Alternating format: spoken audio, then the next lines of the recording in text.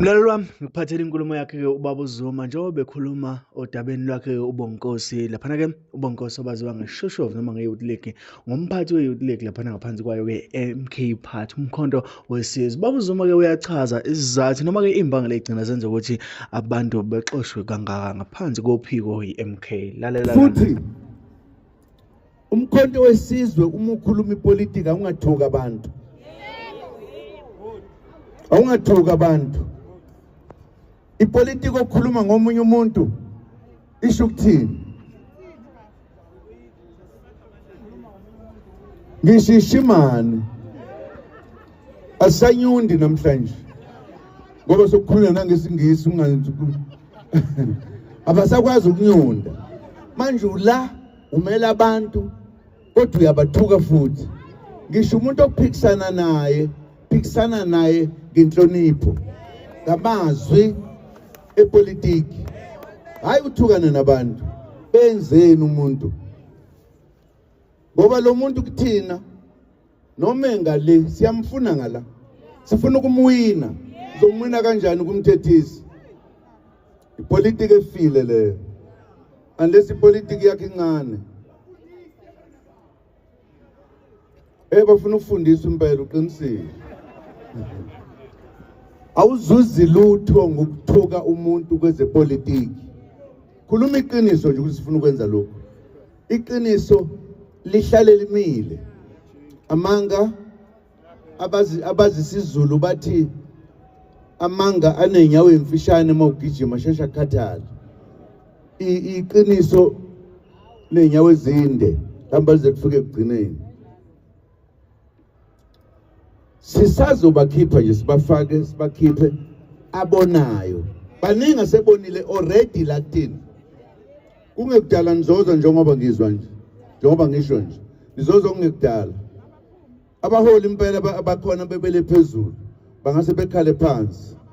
Ngoba abayenzi lento esiyefunayo. Sifuna abantu base South Africa nina ukusebenzela nina hayi ukusebenzela thina. Sizwana. Ingakho nje from time to time ilokhu senza ama announcement ukuthi lo samkhiphile, lo senza ukuthi kwabanye sizobachaza esizweni ukuthi sebenzeni, ukuthi benze kanjani. Kukhona into lapha ukukhulunywa ngayo kuthiwa yini iphala what structure kuthiwa parallel structure. Khona into esidumile kuthiwa khona ama-parallel structures. Abantu bakhona kuthiwa abanye sebephatha ngisho ibhamu. Hey, badlala ngezulu.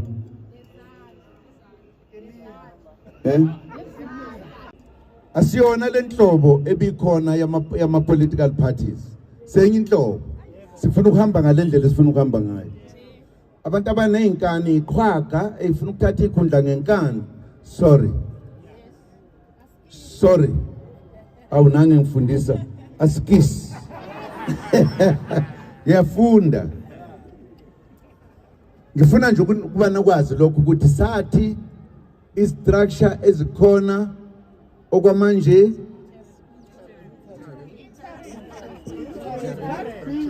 interim structures are interim. They can't be anything else. They are not permanent. They are interim. Umunikezwe leso sikhundla bonisa ukusebenza kwakho kahle ukuze sibone ukuthi ungaphatha lo nakwi-permanent. Uma umosha kwa interim kubeke phi ke mase ku-permanent? Usuthi ngakhethwa mina. Sizwana? Siyabonga. Kodwa sifuna ukuthi nazi into eyabangela ukuthi senze lokho. Sifuna ukuwina ngokugcwele 2/3 majority. Uma sesiqedile sakho umbutho onenhlonipho, ohlonipha abantu abadala, ohlonipha isizwe. Lesihlonipha umuntu omnyama. Khulumile baba. Umuntu ontshontsha imali ayifihle kumantrans ekhaya. I-IC ayisho lutho ngayo. Ayisho lutho. isukela umuntu ongakaze athathe ngishinality ulokhu kuthiwa uJacob Zuma ngeke abe khona lapha ya i-IC ngenaphi kwezepolitiki ngoba bona ukuvotisa thina kuphela ukuthi upresident wesizwe kuzoba ubani akuyona indaba yabo leyo kodwa ngoba babona igama lami uZuma ngeke aqhamuke lapha ya awunanku umhlolo bo baba hayi wena musumbambezela umshini wami baba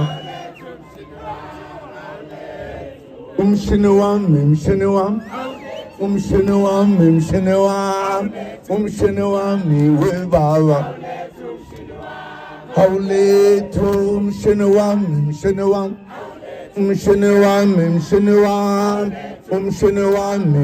baba hayi wena uyangibambezela umshini wami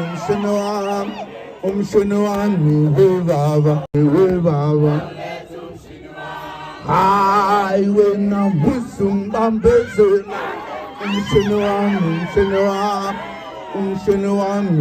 baba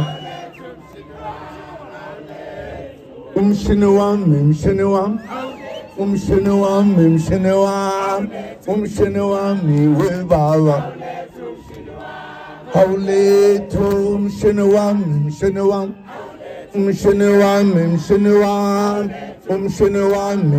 baba hayi wena uyangibambezela umshini wami baba hayi wena musumbambezela umshini wami baba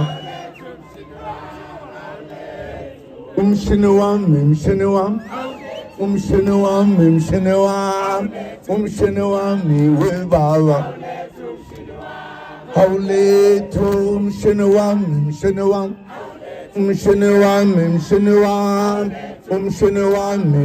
baba hayi wena uyangibambezela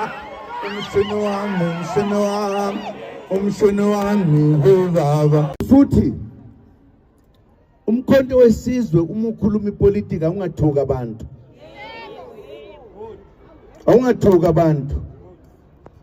ipolitiki okhuluma ngomunye umuntu isho ukuthini